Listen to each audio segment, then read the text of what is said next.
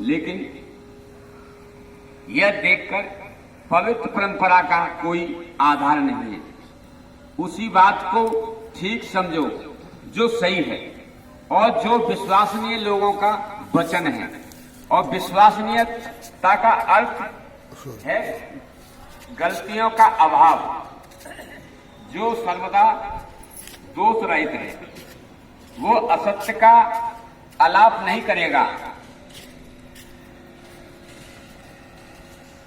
बुद्ध ने ऐसी बातों का जो बिना विश्वास की होती हैं, बिना भरोसेमंद होती हैं, ऐसी बात का भी खंडन किया है। कहीं कोई चीज पैदा हो गई या किसी ने कोई वैसी आडंबर बना दिया कि वहां फलानी देवी निकली है और उसकी पूजा अर्चना के लिए चलो, ऐसी बातों पर विश्वास मत करो। खुद देखो अपने जाकर के और उसको परीक्षण करो। जैसे पहले कभी आपने देखा होगा कि अरे वो फलाने देवता दूध पी रहे हैं, तो क्या दूध पिया था? ऐसा नहीं था। ये मन वाली धारणा वाले लोगों की एक विचारधारा थी। उन्होंने उसे खूब अपने संज्ञान में लाया, उन्हें खूब चलाया और उन लोगों के अंदर ऐसी जिज्ञासा उत्पन्न करी कि उसमें श्रद्धा इतनी उत्पन्न करा दी लोगों के अंदर, जो जीव है हमारा, कि उसी में लुप्त रहे, उस पत्थर में ही लगा रहे, पत्थर पूजा में ही लगा रहे। ऐसा उनका ध्यान आकर्षित कर दिया। जब कुछ लोग उससे दूर हटना चाहते थे, वो फिर दोबारा जोड़ने का उसने प्रयास किया। और जो कुछ भी अपने मुझे घर लौट चलने के बारे में कहा है और जो उदाहरण अपने प्रस्तुत किए हैं, प्रमाणित नहीं है, क्योंकि कर्तव्य निश्चित करने के लिए तुम कैसे उन लोगों को प्रमाणिकता का उदाहरण कर सकते हो जिन्होंने अपने ही व्रत को तोड़ दिया है। वो कहते हैं, मंत्री से कह रहे हैं, भाई तुम कैसे इसे मतलब इसे पक्का कर सकते हो कि मैं माया करके ऐसा कर सकता हूं, जिस समाज ने पहले से ही भरोसा तोड़ दिया है। मैं कैसे रह सकता हूं और राजपाट को कैसे संभाल सकता हूं? चाहे सूर्य पृथ्वी पर आ गिरे, चाहे हिमालय भी अपने स्थल से हट जाए, तो भी मैं किसी स्थिति में इंद्रिय विषयोन्मुख होकर घर नहीं लौट सकता। बुद्ध कहते हैं, चाहे सूर्य अपना निकलना छोड़ दे, हिमालय अपनी जगह छोड़ दे, चंद्रमा रोशनी देना छोड़ दे, कुछ भी हो जाए, धरती उलट पुलट हो जाए, यहां तक है मैं अपनी जो मैंने दृढ़ प्रतिज्ञा कर लिया है, दृढ़ संकल्प कर लिया है, मैं उससे पीछे नहीं हटूंगा। मैं जलती हुई आग में प्रविष्ट हो जाऊंगा, किंतु बिना अपने मानव कल्याण के उद्देश्य के पूरे किए घर नहीं लौटूंगा। अपने संकल्प के अनुसार वितरित के लिए सिद्धांत होते और अपनी मार्ग पर चल दिए।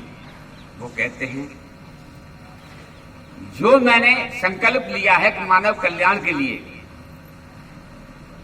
मानवता की भलाई के लिए, जो मेरा दृढ़ संकल्प है, उसके बिना मैं लौटूंगा नहीं, जब तक जन कल्याण की कोई मेरे अंदर ऐसी बात नहीं आएगी और जन कल्याण नहीं होने लग जाएगा और उसे लोग समझने नहीं लग जाएंगे, तब तक मैं घर वापसी नहीं होऊंगा ही नहीं।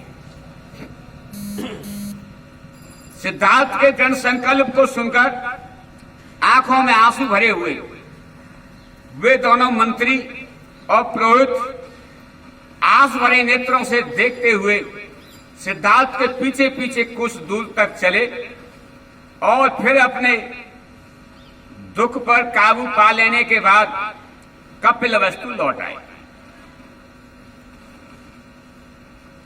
आपने सुना कि इतनी सारी बातें बुद्ध ने अपने मंत्रियों को बताई, वो यह आशा में लेते हुए कि फिर वो उनके पीछे चल दिए कि शायद बुद्ध अब भी सोच जाएं, समझ लें, लेकिन बुद्ध नहीं लौटे। तो इस तरह की निराशा लेकर के फिर वो कपिलवस्तु अपने वापस लौट आए। राजपुत्र के प्रति हृदय में प्रेम होने के कारण, राजा के प्रति हृदय में भक्ति होने के कारण वे लौट पड़े, किंतु यदा कुदा छुपकर पीछे देखते भी जाते थे। वे न तो उन्हें मार्ग पर जाते हुए देख सकते थे और न ही उन्हें आंखों में ओझल होने देना चाहते थे, जो अपनी आभा में चमक रहे थे और सूर्य के समान पहुंच से परे थे।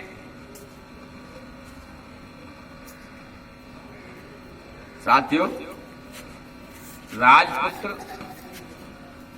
राजा सुद्धोधन के पुत्र सिद्धार्थ, उनके हृदय में ऐसा भक्ति भाव पैदा हुआ, उनके हृदय में ऐसा भक्ति भाव पैदा हुआ और होने के कारण, सॉरी मैं थोड़ा सा गलत कह गया,